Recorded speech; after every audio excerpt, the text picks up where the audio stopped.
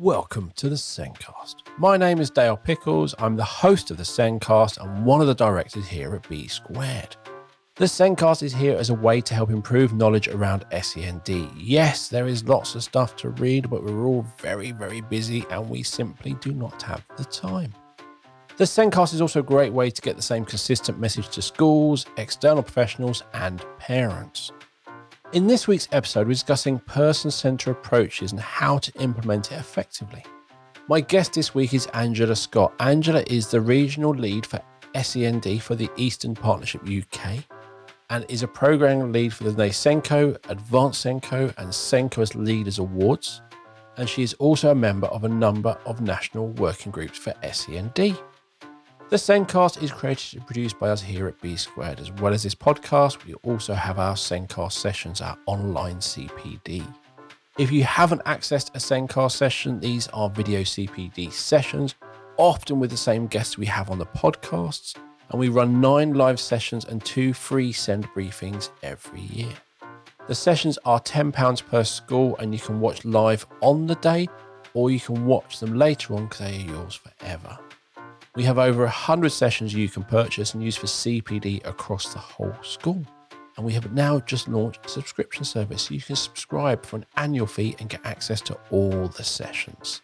But now, let's get on with the podcast.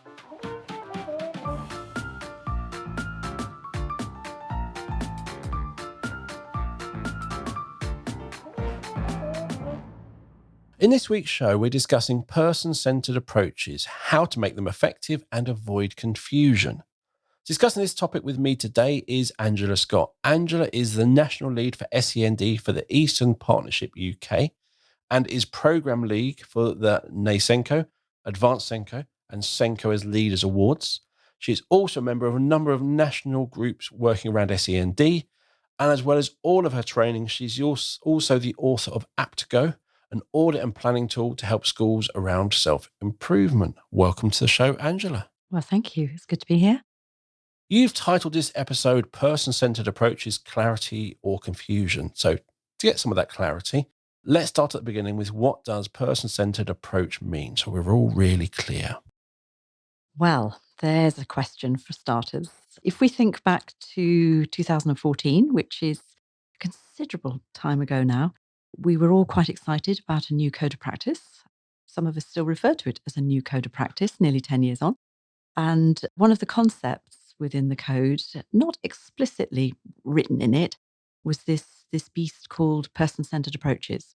Yeah. And I guess it was, in essence, translated into it's time that we did things with children and young people and their families rather than to them. When we actually looked in more detail, having been part of some considerable rollout of the 2014-15 Code of Practice at person-centred approaches, you ask for some clarification. Actually, the code doesn't give any clarification around person-centred approaches. And I think the upshot of that is, have we been making it up, therefore, for the last 10 years? Probably. Possibly. And on that note, I guess it has evolved to mean a number of things to a number of people. And that's what we're here to discuss. Are we clear? Do we need to be clear? Are we confused? Can we be quite pragmatic in our approach? And ultimately, are we sufficiently wired into its concept to ensure that it is meaningful in our school and education and life systems? Or is it something that we just give a little bit of airtime to and it's completely tokenistic? I appreciate I haven't explained one jot what person-centred approaches might be, but I can get to that if you would like. But that's the thing I do find in some government documents, they'll say something with no explanation and leave it completely open to interpretation. And that's where a bit of guidance would be really useful on kind of what we really mean by this person-centered approach. Not a really strict guidelines, but at least this is roughly what we're talking about. Would I think help a lot of people, because I do think a lot of the time it is a bolt-on. This is possible. So if we track back into history, we'll hit those wonderful 1950s, sort of 60s, when we had all of the various gurus, the Piagets and colleagues, the Kohlbergs, having a million conversations. I'm sure if there was email in the 50s and 60s, it would have been fairly fairly active. So we had a chap called Carl Rogers, and Carl Rogers produced a bit of a theory, and it is that theory on which person-centered approaches are based. In its sort of essential concept, it was all about identifying how we could reach that fully functional place as a human being. It was defined as something that was particularly relevant to people who felt disempowered, that others around them would enable them to begin to understand themselves better and would ultimately lead to choice and control for those people, particularly those who are disempowered. And as it grew, it became adopted, particularly through the sort of uh, psychological world. And then latterly in the 90s, it began to appear a little bit in education. And I guess most people would home into Helen Sanderson and her associates, who had experience of bringing a more grown up version of person centered approaches into the world of adult social care disability, particularly looking at pathways and helping those folks who I guess might fulfill that kind of slightly disempowered characteristic, enabling them to find their way in life through a series of conversations, associated bits of paper and questions that would enable people ultimately to become fully functioning individuals. When I did do some research for the episode, is you Google person-centered approach, and generally everything there is around care. Yeah. And I suppose that's the thing. It's kind of, if you've lost your way, Yeah. I'm going to say, and it's probably not the correct term, but I'm going to simplify it down to gap analysis of this is what you need. Yeah. This is where you need that support. This is where you need that. Let's put that in, rather than just going, oh, this is where you are. Yeah. Let's put a generic care in. Is Yeah. actually kind of, where is it you're struggling? What is it you need that support, and targeting it that way? Absolutely. And the nub of that is not to presume that we can take control of that person's decisions. And particularly when we're dealing with young people with an SEN profile, those particularly with complex needs, which is where this practice started, it was very much in place in our special school environments, particularly around the sort of key stage 3 transition meetings, beginning to look at emerging out into young adulthood. Yeah. And how easy is it to state that we're doing this in a person-centered way, but here's a form we need to fill in. Here are some questions I'm going to use, and I'm only going to use these questions. And I kind of think I know the trajectory of your life. So at what point does it become slightly less than person-centered? Because if those questions are not sufficiently cognizant of trying to extract from that young person as much control as they wish to give to the situation, as much control that they wish to have in their lives, then we are simply doing to them all over again and just calling it a person-centered approach on a piece of paper.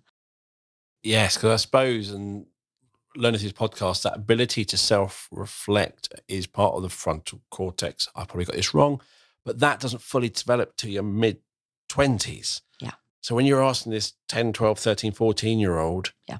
where are you? Where do you want to go? They haven't got that ability of reflection. They haven't got this perspective of us as adults into where do you see your life turning up? But at the same time, our perspective is our lives, which are 20 years further on, but also 20 years back in time, and the world is changing. Yeah. So I think when you're talking to an adult who probably has all those experiences, it's probably quite easy to ask them, where are you? Where do you want to go? But when you're asking that child, where are you? Where do you want to go? It's probably going to be a very different answer. And I'm going to say not well thought out from our adult perspective, but for them, very well thought out. Yeah, and it needs practice and rehearsal. So, just suddenly sitting down with a teenager and asking them about where they want to go in life, particularly if they've had a slightly complex time actually taking on learning on board or being part of a school community where they don't necessarily feel they're a good fit. It's it's a question that is cognitively outside of their ability to, kind of fully engage with. Yes. And you're quite right. We all have our own realities. So when we're talking with young people, we can only ever bring our own realities and our own place in our journey of life to that conversation. And then the complexity of stretching a person-centered approach so that it scoops up parents, families, carers as well, slightly negates the original purpose, which is this is about the young person's life. This is about them becoming a fully functioning individual. That's the language that Rogers used. And this is about opportunities to configure a framework that is sufficiently secure but sufficiently open, and that sounds like a bit of a dichotomy, to enable increasingly that young person to begin to get a handle on who they are, what makes their life tick in a satisfactory way, and how tomorrow, next week, next year, they're going to be able to live a life that is as fulfilling as possible for them as a person. They are the only people who are going to travel with themselves for the entirety of their lives. Yes. And we kind of forget that sometimes. Yeah. And that's the sort of thing is, I remember being at a school and they were talking about their form of that, I don't know, pupil voice, person-centered approach, but they had a bit of what the child wants and what the child needs. Mm-hmm. And I found that quite interesting because what the child wants is kind of what they're telling you. Mm-hmm. What they need could come in at very different angles. It's what you think they need to be a person in the world based on your own experience. So it's actually your input. But it could also be, which I think was the aim of, if that's what they want, it's kind of someone says, I want to be a gardener. It's like, cool, you want to be a gardener?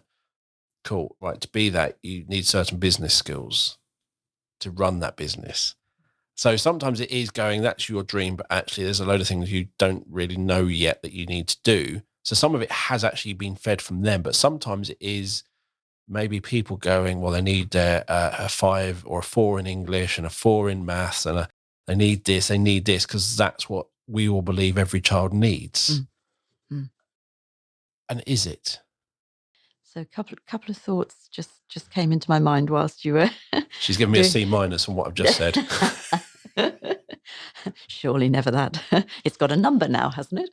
So in terms of the world, I guess we could say that whilst there might appear to be lots of different opportunities, you mentioning the grades, we actually have a very narrow view of what success looks like, of the pathway that young people need to follow. And if, as a parent or as a teacher, as a SENCO, we're dealing with young people who are not on that conveyor belt towards that quite narrow understanding of success, then life becomes a little bit more challenging. And we start talking in quite negative terms about that young person. Yes. Where we need to go, I guess, is that pushback, that challenge. I was thinking of a video by Rosie King that she did a little while ago now, but as a young adult, and talking about what is wrong with being unique, what is wrong with finding out what gifts, talents, and interests you have that may not fit that narrow view of success in life. She went on to say, is the most amazing thing that anybody could ever say about you that you are normal? Yeah. Yeah. Which is a really powerful challenge, I guess, to the way we perceive normality, difference, and all of those words that we configure around uniqueness, which I guess is what we're talking about. There's an acronym, and I'm desperately trying to think what the whole acronym stands for.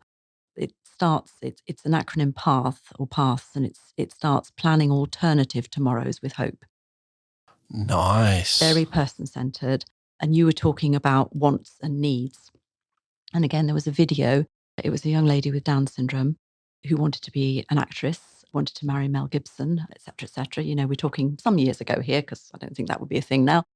And this paths meeting was just phenomenal. They got a particular visual that they used, and they allowed this young lady to look at how she could involve herself in drama and acting in a way that actually would bring that to life for her. No, she wasn't going to be going to Hollywood right now, but let's bring to life your acting aspirations. And that was all captured. She was asked to look at, some of those kind of fan club things that she could pursue via the internet route, and how she would be able to communicate with some of her heroes, some of her acting heroes. And little by little, they took those quite wild aspirations that she had into planning alternatives, but absolutely meeting her where she was at and where she hoped to go. And it took time, it took an open minded attitude, but it was phenomenally person centered, because that's what she wanted at that moment in time, to be fully functional as an individual. And that's the thing. I think in life, our dreams change. And that's the sort of thing, is what you want, and that will change. But if you never work towards any of your goals, that's not great. But if you work towards your first goal, and as you get close to it, you go, yeah, I don't want this anymore. But you've known you've worked towards it. So it gives you an understanding that whatever my next goal is, I can work towards it.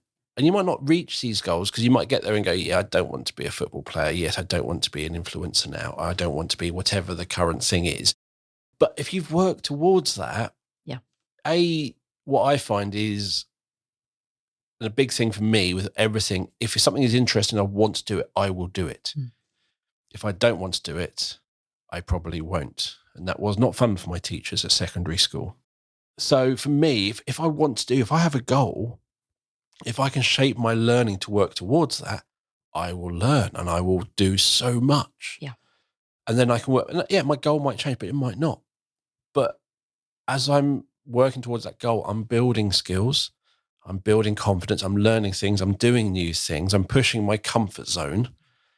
And even if that goal changes, even if you go from Mel Gibson to Channing Tatum, or I think one of my wife's other ones, Brad Pitt, somewhere else, that she's always got that one day. But working, as that changes, you can still use those skills you've got to work towards a new goal. Absolutely. And what that environment of that conversational environment, and that kind of visual hooking system, and often we do need both. We need an environment where people accept us where we're at. All of us need that, whether we're within that, whether we require SEN provision or not. We all need that. So an environment that allows us to be who we are and then takes us forward is the spirit of of person-centered approaches. What it also does, if we get this right as adults interacting with children and young people, is that we promote that sense of self-efficacy. Slightly off the point, but there are a lot of selves out there. And very often in education, we've got a kind of default where we plump on self-esteem. We love self-esteem in education, and we kind of build and judge people as to whether they're happy and they've got high self-esteem, et cetera, et cetera. So it often is quite a big start from conversation. The other self, the self-efficacy, is possibly more useful to us as human beings. And you just demonstrated that then. If you've got an interest, you will put an effort in. If you can see a purpose in completing a qualification, you will put the effort in. And it's the effort, the self-efficacy, that is what enables us to do life. Yes. So the person-centered environment, if it is a genuine person-centered environment, it will be looking at drawing pupil voice, which is different from person-centered approaches. And that's where the confusion starts to come in. We've got a number of other aspects here. So we've got pupil voice, we've got pupil participation, we've got pupil engagement, and we've got person-centered approaches. They get conflated, they get confused, they get put in a pile, and they get mixed up. But if we unstring them, a little bit like taking the Christmas lights out again and setting them along the floor before we put them onto up as a decoration, we can see that each element talks to the other element. And that's where that string of language and concepts. So we've got to be a fully participating school, pupil participation. We've got to drive towards pupil engagement. We need to genuinely draw on pupil voice. And those things will enable person-centered approaches to happen naturally, because that bit is around creating our fully functioning individual. So, person-centered voice, I'm going to really simplify it down because my role in this situation is to be the dumb person. But to me, the purple-centered voice is going, right, where do you want to be? What is it you want to do? Marry Mel Gibson and be an actor. That person-centered approach is kind of making that happen. It's that actually kind of, I've asked you what you want. If I'm doing nothing, or I'm ignoring you, or I'm deciding you're wrong, that's not person-centered. It's actually turning those bits of information that you're gathered, actually acting on it. That's the person-centered approach part. Absolutely. And for that, you need pupil voice. And for that, you need a participative environment. So if you're doing pupil voice and you're doing all of that, but actually, if you come back a year later and that pupil voice is this and you've done nothing towards it, you are not doing a pupil-centered approach.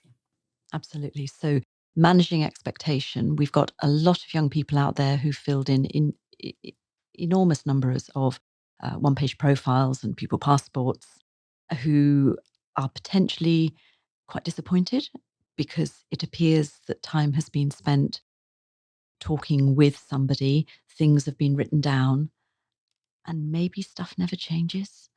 And I'm sure there are SENCOs out there who have spent hours getting those person-centered one-page profiles or pupil passports into a really lovely place.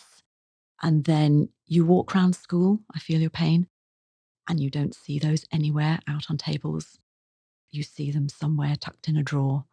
And the magic of the conversation that should have gone into generating some good stuff here about that young person, what they bring to learning, what they bring to life, what people around them can do to enable them to do more, better, different things, gets lost. And suddenly we've got bureaucracy.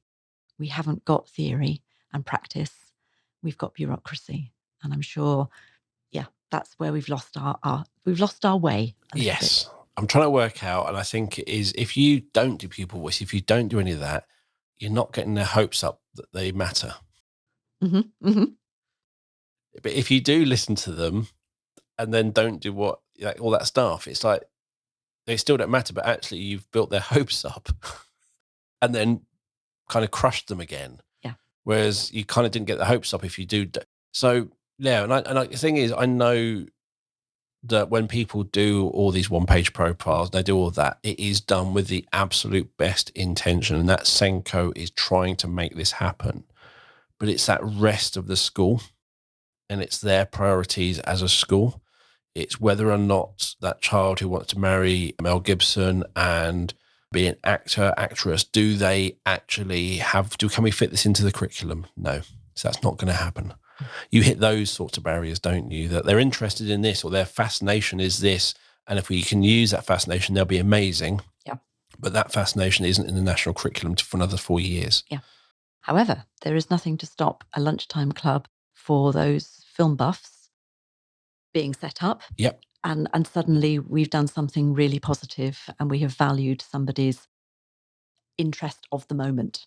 And many schools, many young people only survive lunchtimes if there are some clubs. Again, oftentimes we as adults define what those clubs will look like. Have we got the pupil voice that tells us that actually sometimes the clubs need to change, they need to be more interest-based? Do we put like-minded young people together with particular shared interests because we know we should do that because we've listened to them and we've acted on something, as opposed to defining perhaps those parts of the school curriculum that could be more pupil participative? Yep. Outside of the classroom, etc. Those could be more pupil participative. If we listen to pupil voice, then we can enable those things to come to life without necessarily doing to those young people, but involving them in that process. So ultimately, that's feeding into your person-centered approaches. Yet again, it's giving value to young people at that moment in time, in order for them to become fully functioning individuals. I guess if we then look at it in the classrooms, which are our structured, places, slightly less wriggle room for either pupil voice or person-centered approaches. We talk an awful lot on one-page profiles about, what do people like and admire about you. I'll set that to one side for a moment, perhaps come back to that in a minute. But we also talk about, what sort of support would you like?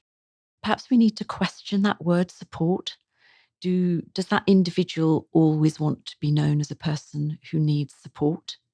Would I, as an adult, a fully functioning adult, like to walk into a room and immediately be asked by a group of my peers, what support would you like to have to be engaged in this meeting? I don't think that word is very helpful to me. I'm literally trying to think of at what point does something like that happen in your adult life? And it's like saying, going into a restaurant, going to Wagamama, would you need support with your allergies? Or would you need support identifying the items on the menu which don't contain meat? Because you always get asked, are you a vegetarian? Are you this? But we don't say the word support. We don't say the word We support. say it in a different way. Yeah. We accept that person comes with an allergy for which we will respond to that, but it doesn't actually need some sort of prop. And if someone's angry that I'm referring to a vegetarian needs support, Yeah. is for that child, if you're thinking of them as a deficit by using that word support, you're thinking a deficit. So is it a deficit or is it a different way, a difference, not a deficit? So again, a vegetarian is a difference. There are various reasons, personal, health reasons, various stuff like that. But is that exact same thing? Is being a vegetarian is not a deficit? And sometimes when we think of children, the support is we are thinking they need support. They are a deficit. It's sometimes a difference. And that feeds, back to Carl Rogers for a moment. He talked about person-centered approaches being a concept specifically vibrant for those in society who feel disempowered. And disempowered it's not a word we use very often, but perhaps it's a word we just need to reflect on for a moment.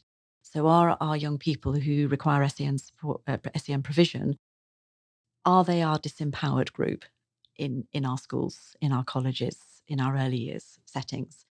Does the language that we currently use around those who require SEN provision, is it more negative than it is positive? Is it a needs and barriers based language?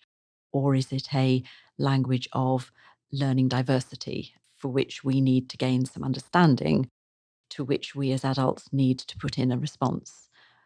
But why is it always support?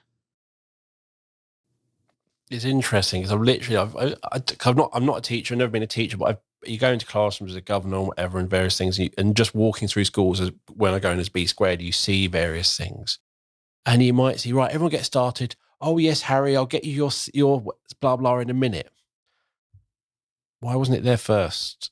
It's things like you have pencil grips on all the time. You have things like, so why did it need to come afterwards? Why did you draw attention to him needing that extra bit? Why was it not just there?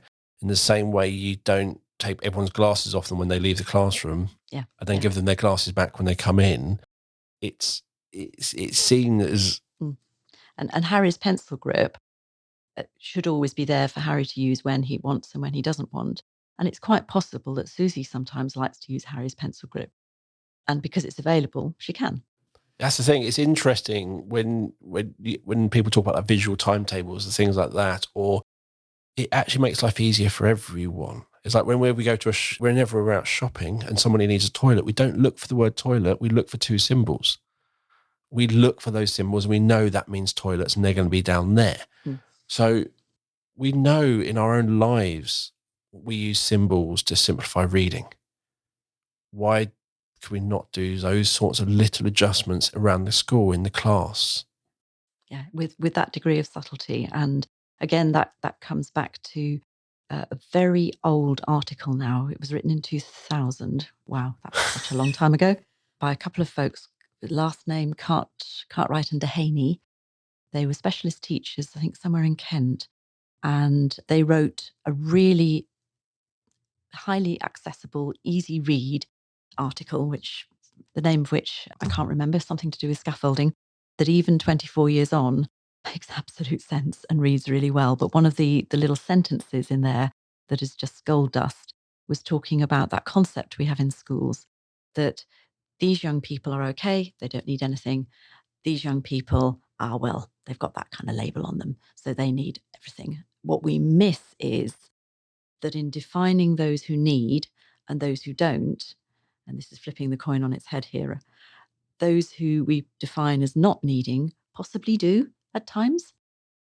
So we're only using a single scale to identify if they need it, which is generally academic attainment. We're not looking. So if they have needs in other areas, social, emotional, if it doesn't impact their education, then they don't need support. And I guess for all of us, there have been times, if we think back through our own school careers, as it were, where we might or might not have sat in that group that needs.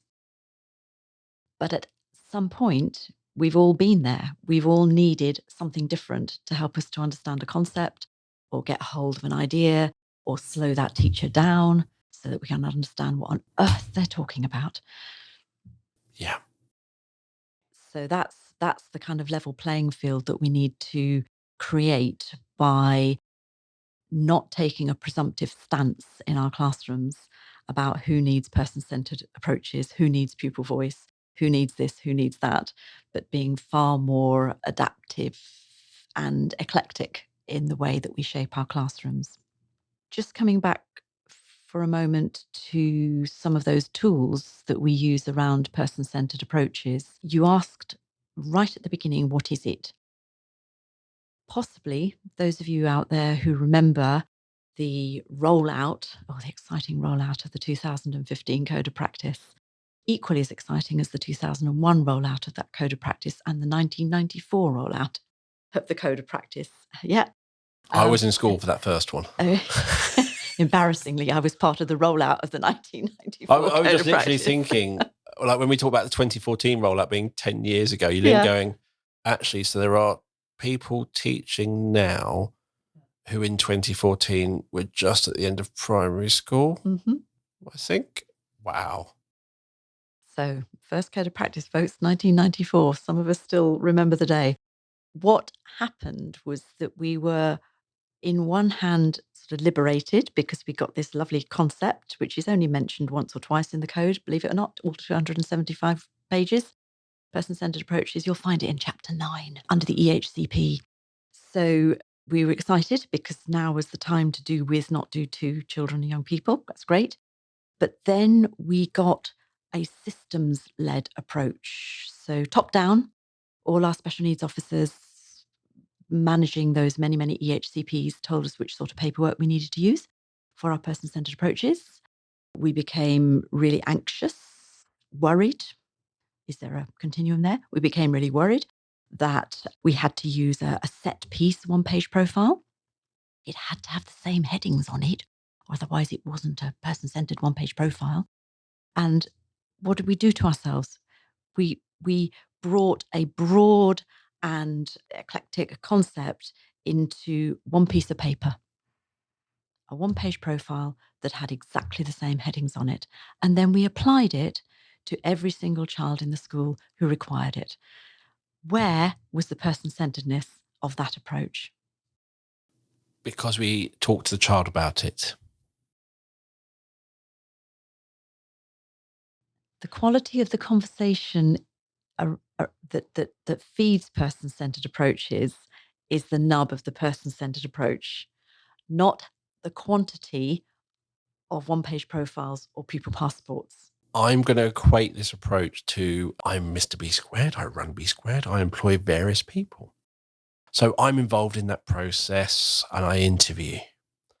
Those interviews go as randomly as these podcasts. We just meander all over and we have lots of conversations and we will ask lots of random questions and we'll go off and discuss things like T-shirts or whatever at random comes in. When I've been the governor and I've been involved in appointing a deputy or the head teacher and things like that, you have to ask the exact same question to each person. You cannot add a question. You cannot make it clearer. You have to follow this exact same process.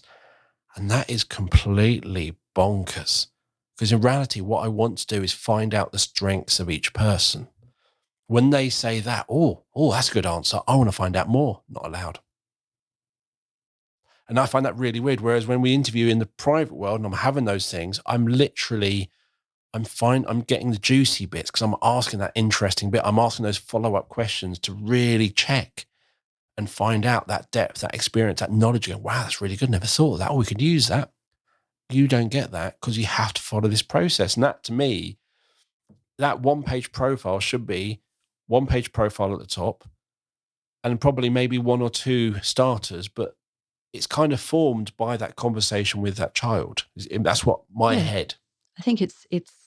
I mean, as you've talked that through, that's taken me to the sort of the world of research. Those of you out there who've completed your national award and got the badge and cried many nights at midnight because you're having to do this thing.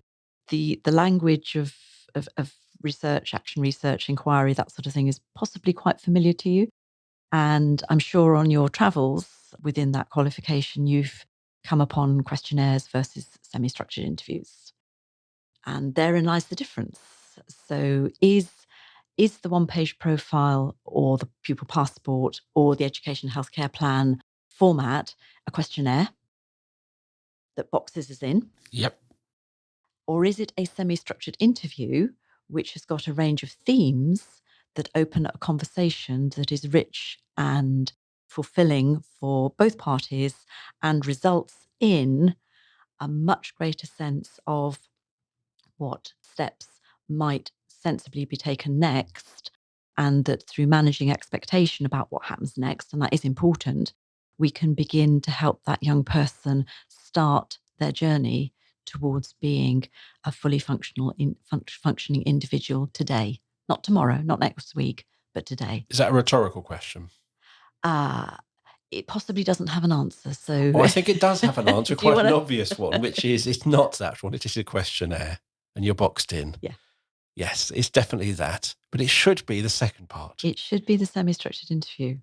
And therein lies a little bit more time that needs to be given, a little bit more management of expectation, and a willingness to return to it again and again and again, so that we travel with that young person who then begins to take over the responsibility for understanding themselves and moving into their life with far greater control around those things that they can control in the spirit that can any of us control our lives fully? No, of course we can't. I was in Wales probably, I think it was 2016, and talking to schools and talking about this review they were doing. I said, oh, what is it you're reviewing over here in Wales? And they went, oh, it's the RSEN thing. I went, we've just done that. Why can't you just use the English approach? And they're like, well, part of the reason is we can't do the same due to the way the country is and a remoteness. We can't kind of do the same sort of things. And also we want to look at how we're doing things. And they've now got IDPs in Wales. So we have EHCPs, they have IDPs. So in EHCPs, you have a target in all four broad areas of need. And it seems you must have a target in all areas.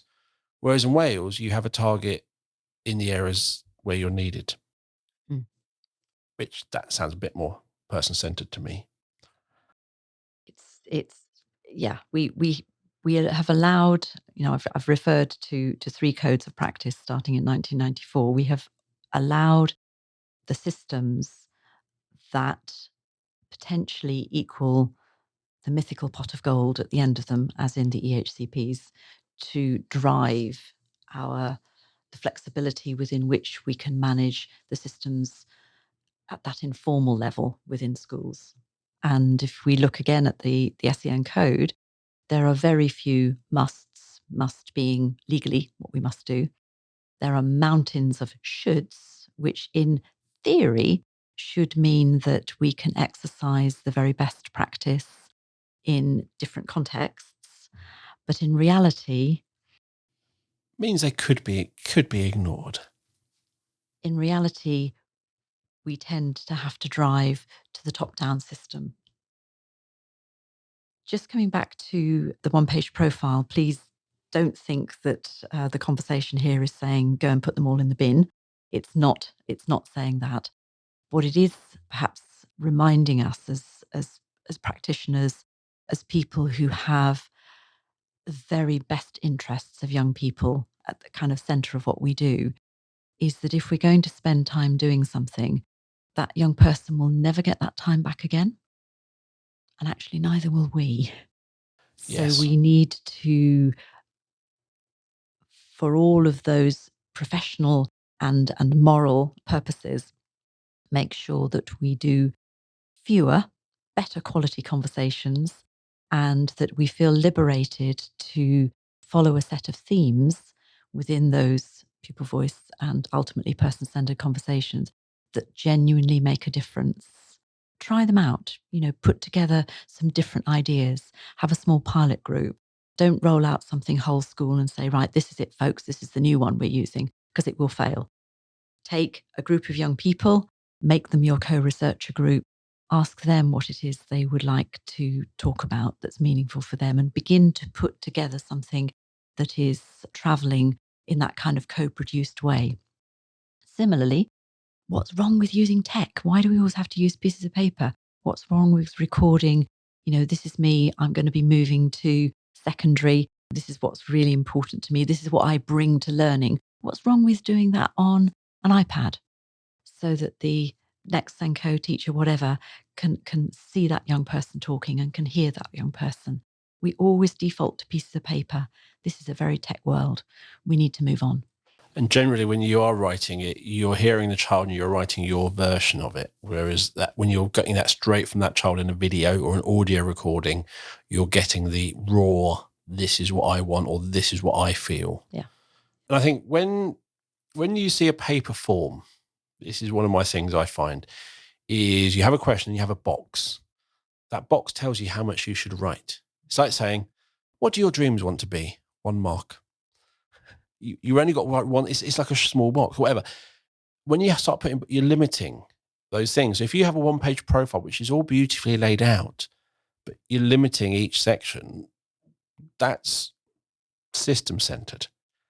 If you have a 1-page profile where you literally just have the headings in Word and you can write as much as you want, what you'll probably find is the balance is different for each child. So you might have those same headings, but for one child in that, what do I need support? It might just make sure I understand. That's the end of the support. Where what I want, well, that could be 3 paragraphs. And when you start doing that, that's much more person-centered because you kind of go, actually, they're not needing much support, but actually you've got some, and we can use that where they want to be to help drive that idea. But other children who don't know what they want, that's telling you something. I think too, just as you were talking there, I was thinking about who's got the power and control. If I've got the pen or the pencil in my hand, I'm in control.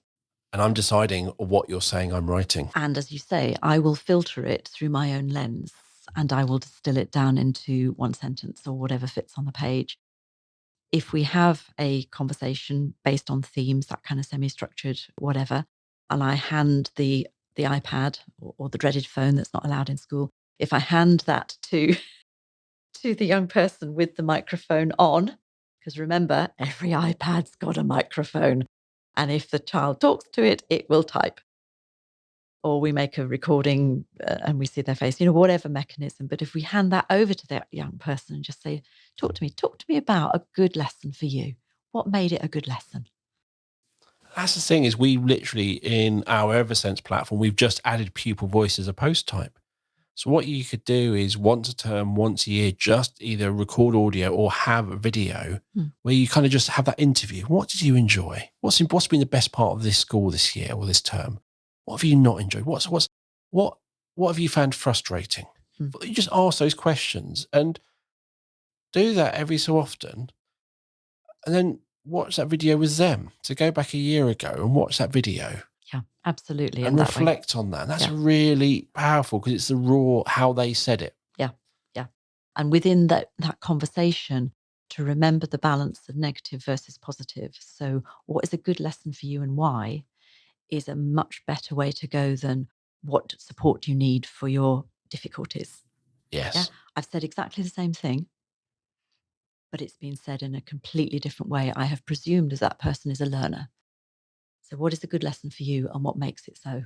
But sometimes asking that, what's a bad lesson? And what I've learned from Ali Knowles is what you think might, oh, is that, I probably don't like that because of blur. And actually the reason they give you it was a bad lesson might not be what you think. So I like asking. It's like, if you say strengths and weaknesses, some people think weaknesses implies blame. It's what's a good lesson, blah, blah, what's a bad lesson, blah, blah. It's because where I was sitting. It was because the person next to me fidgeted a lot and I found it distracting. It's not actually maybe the lesson itself. It just might be where they're sat in that classroom. So I like asking those questions because I'm not assuming. But I definitely think focusing on those positives, I think, is a really big thing.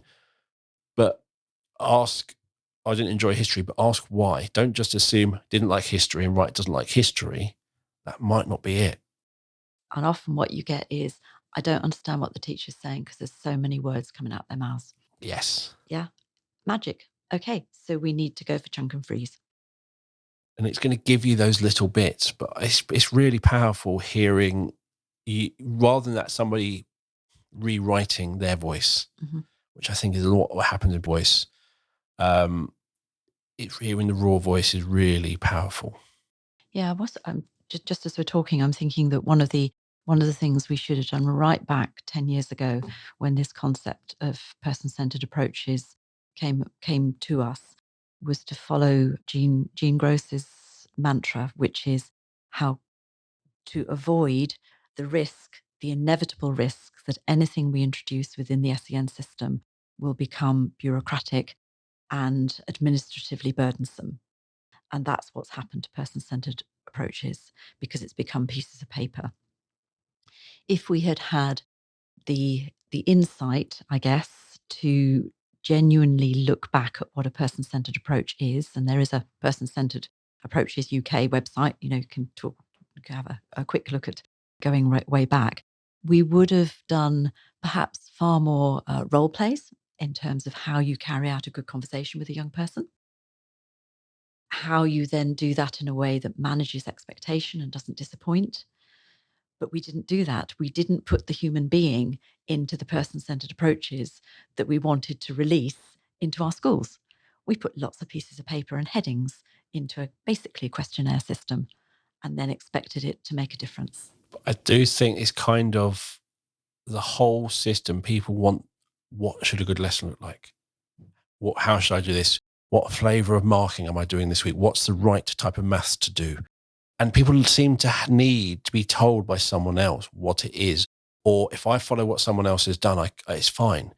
And it's going back to that. How can we give teachers the confidence to just do what you feel is right? And if you go back to the person-centered approach, is you're taking that national curriculum, but you're adapting it for your class. Yeah, because how one class will learn with you and how another class will learn with a different teacher is different.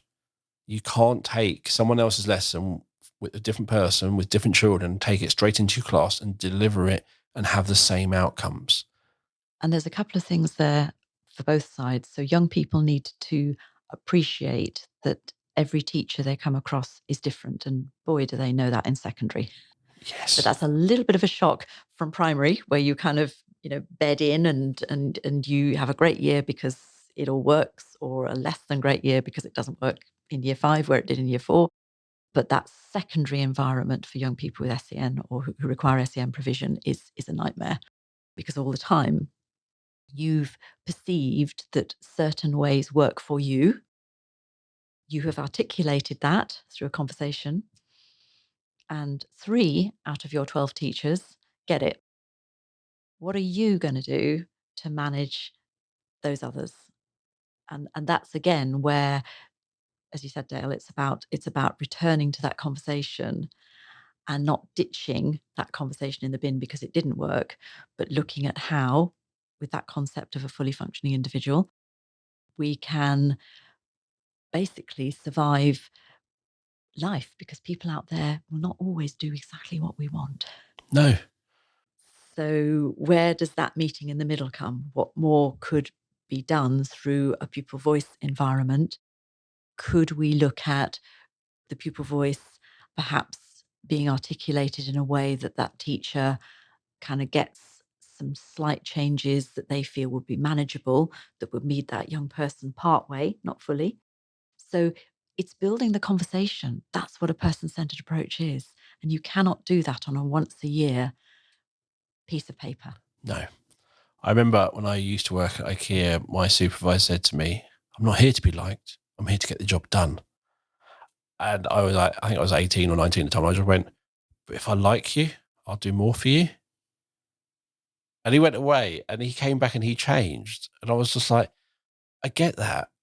And I think some secondary schools kind of run on that principle is we've got this curriculum to get through. We've got to get these GCSEs. That's the job. And they kind of move to that is the focus. And it's like, no, if you build those relationships with the young people, if you kind of find that connection, you won't be fighting them to get through the curriculum. Yeah. The product drives. You'll be literally, and it's sometimes you'll spend more on the relevance. So they want to do this. Okay. So to do that, you need to do this, this, and this. And actually what we're doing here kind of is helping towards that. Oh, hadn't thought about that. And that relevance, I think, is a big disconnect. Why are we learning this? Why am I learning about Vietnam? Why am I learning about this in geography? Why am I learning about this? Why? And I think sometimes that relevance of going, actually, the topic we're doing doesn't really matter. It's the skills we're learning. The topic is just decided by the government, and we've got to suck it up. Maybe saying that quite bluntly, and then not thinking you chose this was your decision, will help build that bond. That we're stuck with this. We're still reading the Inspector Calls or Romeo and Juliet after however many years. No matter how many new books are written, we're not going to drop Romeo and Juliet from the curriculum. Deal with it. Yeah, and there's your SENCO or your leadership ascend vocabulary around survival skills. surviving Shakespeare. Yes. It's a thing. Yes. And we need to think of the language that we're using as leaders of SEND with these kids, because actually we're all out there surviving life, and we're doing it day in, day out with an increasing sense of self, of how we overcome an issue, of how we've got a little bit of satisfaction out of something, of how we've solved a problem. We're all continually surviving life with that kind of self-talk about how we're doing it. Yes. And that's potentially the power of really embracing this person-centered approach, that young people are given regular opportunities to reflect on how they did survive something, on how they did enjoy something, of how they did pursue an interest, of how they did manage a disappointment. So it is a lot richer in its potential than perhaps we have previously or have thought over the last 10 or so years. Just if I can pick up on one quick point about one of the other things I mentioned, the kind of concept confusion between pupil voice, pupil participation, pupil engagement. Just looking at pupil participation, the old Hart's ladder of participation, those 8 rungs, very old stuff again. And it was wired into communities. So, are our communities in which we live participative communities, or are they kind of tokenistic? They listen to people and they put the views to one side. They listen to people and they take those views on board, but still put them to one side and go their own way. That application of the thinking of Hart and that participative ladder is well worth a little bit of an audit for you out there in schools. The chances are, and this is a gross generalization, many primary schools will be able to climb up the participative ladder far more easily. Yeah. When we get to secondary, it's a different ballgame, because we're much more on a product-based conveyor belt. Yep. With some associated wonderful things happening as well. And hey, there's the curriculum. The curriculum it ticks lots of boxes for lots of young people in lots of ways. But the participative nature of secondary schools very often distills down into, we have a school council. And they meet once a term. Are any young people who require SEN provision on the school council? Interesting one. No. Where is the voice? Where is the voice of those young people? And we can't promise them if we work in a school that is very low on the ladder of participation, in other words, it's a bit tokenistic, then the power of the pupil voice is going to be significantly affected by that, which will then significantly affect the ability for us to engage in meaningful person-centered approaches, those conversations we've been talking about. So these things are concepts which are a bit confusing, but once you disaggregate them and then look at joining them up again, you can see why certain things will happen in certain contexts and certain things will be much more difficult to achieve in certain contexts. Yeah, I think that participation part is kind of, you're auditing it, but that is, to me, very directly linked to, if you're doing the person-centered approach, it's like an auditing. Are you doing that? The pupil voice is telling you that this is kind of what we need to do. And that's where, so it very much linked, but yeah, that person-centered approach is, if you're not listening to the pupil voice, you're not doing person-centered. And if you're not doing that, then the participation is going to be very, very low. So it's kind of, get the pupil voice, actually listen on it and act on it. That's that person-centered approach. And the auditing of how we're on that ladder is kind of you reviewing, are we doing it? Yeah, which then leads you to pupil engagement. Yes. So if you're a participative school, if you expect to see changes happen in your corridors, in your classrooms, in a lesson, because there's an expectation of pupil participation that comes through pupil voice, with an understanding of becoming a fully functioning individual, then you'll get better engagement. Yes. So you've wired your Christmas lights together, or your fairy lights, or your lights generally have been wired and connected together. And if we think of this within any context with any pupil, you've got all this going on, and on the other side you've got behavior. I could correlate that where you are on that ladder, where you are on pupil voice, where you are on that pupil-centered approach and that pupil engagement, you could correlate that to behavior in the school. And not just within SEN, I'm saying across the whole school. If you literally scored all of them a 1 of 10, you'll have behavior issues. If you are using pupil voice, not just for SEN, you're actually using that, are we listening to our children and what they want and what they want to change? And are we building that engagement? Are we working with them? Are we tweaking what we're doing as a school to kind of get them more engaged? That participation will go up, the engagement will go up, the behavior will come down. But the underlying factor above all of that is GCSE grades and league tables, which is kind of driving that we do not have time for this. Yeah. But we do have some great schools out there that manage it all. And that comes from strong, insightful leadership that genuinely believes that this is a community for all young people. And many of us, I guess, have been privileged occasionally in our careers to work in a school like that, or to know of a school like that.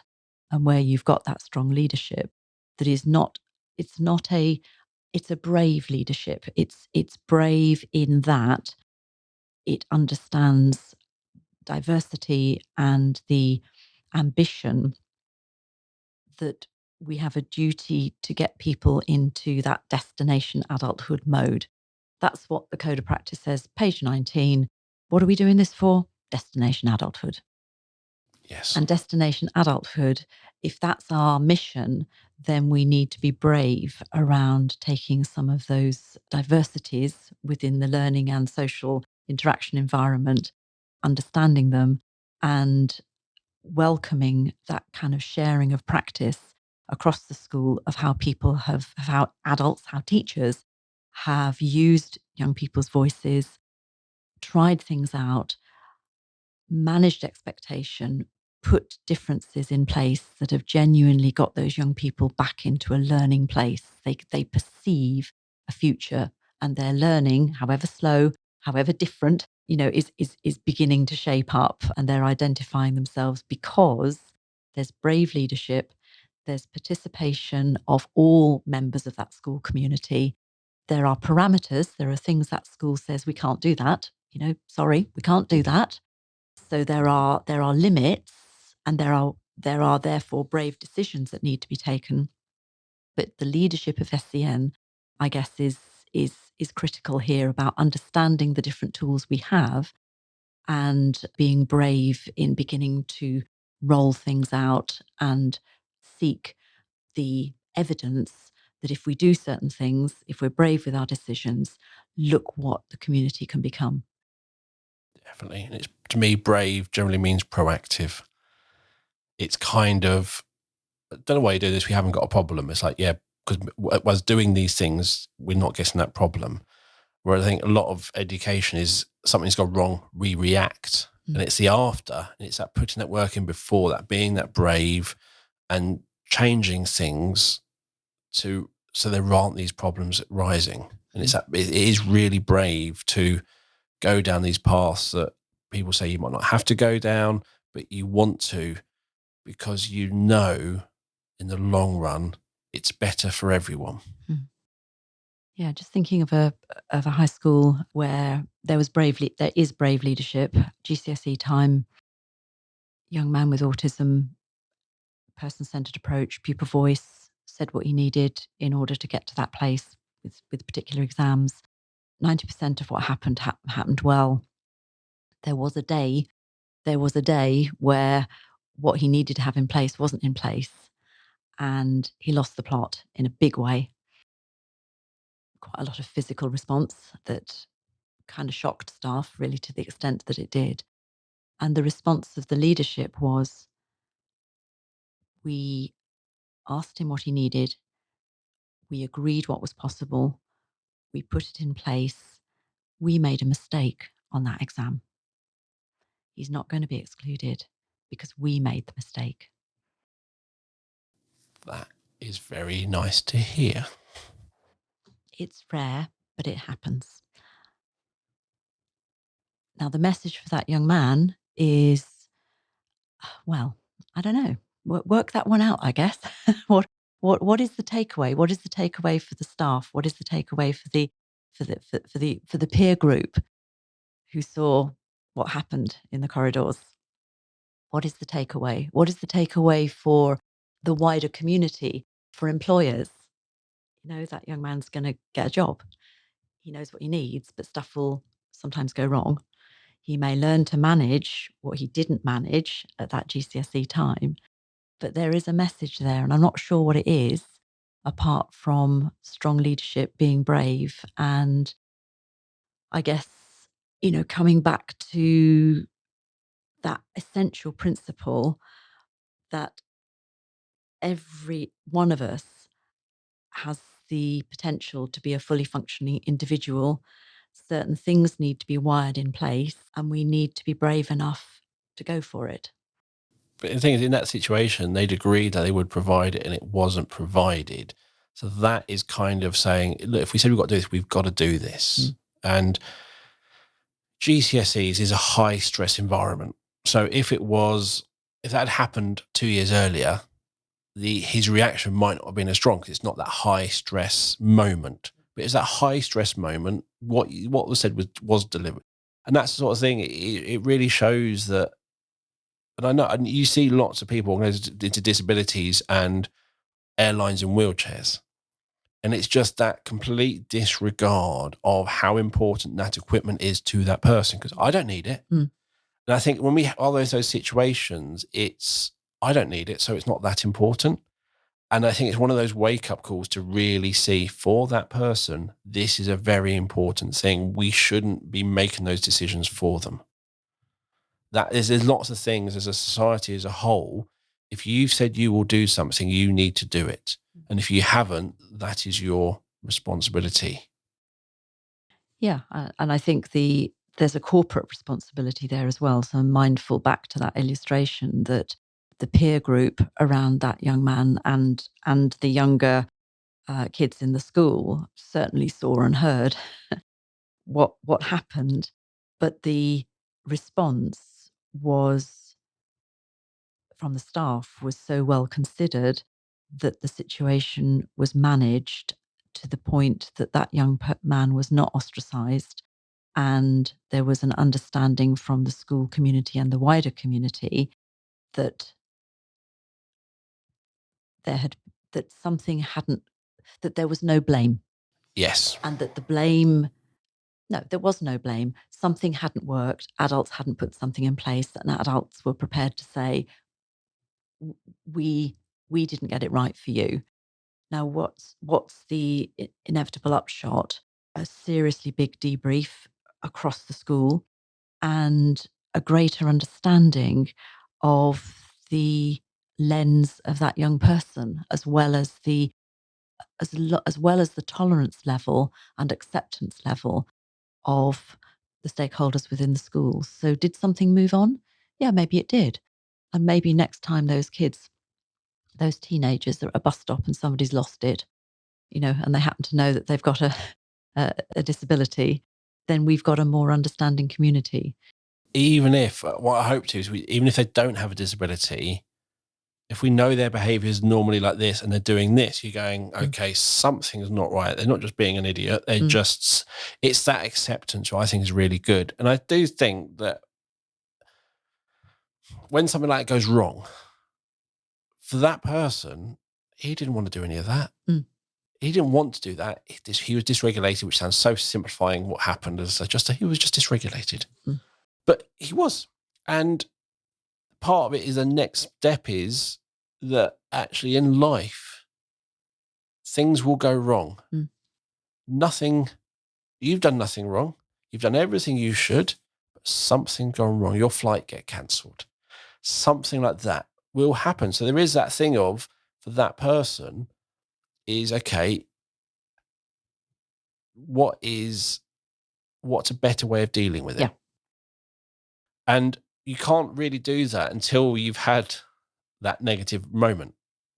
You can't just say to someone, when we're upset, this is what we do. Because until you've had the emotions and you recognize it and you understand it, can you actually go, oh. I was with a group of SENCOs a couple of weeks ago, and we were talking about the fight, flight, freeze responses, and we were talking about how we manage our our fight, flight, freeze responses, and an enormous range, often of physical things, intense cleaning of the house, washing cars, the whole range. And I'm sure there are people listening who think, yeah, when I get completely to a point where I've lost it, this is where I center my physical feelings that are flowing from my headspace. So just coming back to pupil voice and person-centered approaches, there is a role in terms of debrief, and we don't sometimes allow sufficient time within that pupil voice person-centered approaches basket for young people to articulate physically, how does it feel? How does it feel? And what can we do with that physically overwhelming sense that you get when you start to lose it? We focus in on, and you use the word, Dale, behaviors, challenging behaviors, and we try to mitigate, to avoid, and we try to minimize, and we try to solve. But actually, person-centered approaches, remember that fully functioning individual needs to get hold of how it feels and what over time and with developing cognitive abilities they're going to do to manage that. Because therein lies destination adulthood.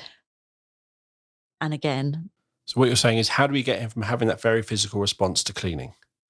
indeed.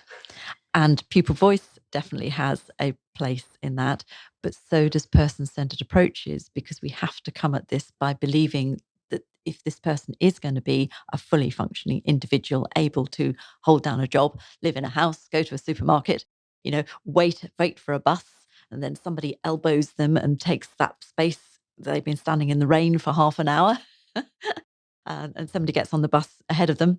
How are they going to manage that? And that doesn't come from a questionnaire. No. That comes from a quality conversation. And also our flight responses, that cleaning or going for a run or whatever it is, we didn't start doing that when we were 6. We didn't start cleaning a house when we were 6. We didn't know. That's evolved. As we've grown up, we found a less destructive and less disruptive way of channeling. Yeah. And some of it is about having control, and that's a whole other thing. But it is, we found something which helps us that is socially acceptable in the world. And I think where we haven't really fully understood that combination of pupil voice person-centered approaches is understanding how influential that could be in helping young people with an SEN profile to kind of not get to that place, because probably none of us actually get to that place, is to incrementally understand, recognize, manage, survive. That's what we all do, don't we? We survive. When we're angry in a public arena, we've got some survival strategies. When we're unbelievably disappointed or emotionally overwrought, we've got some survival strategies, and we've built those over years. That's what person-centered approach is potentially, written for through that good use of conversation and that ability for young people incrementally to begin to get themselves, understand themselves, perceive, see things coming, and do life, really. Yes.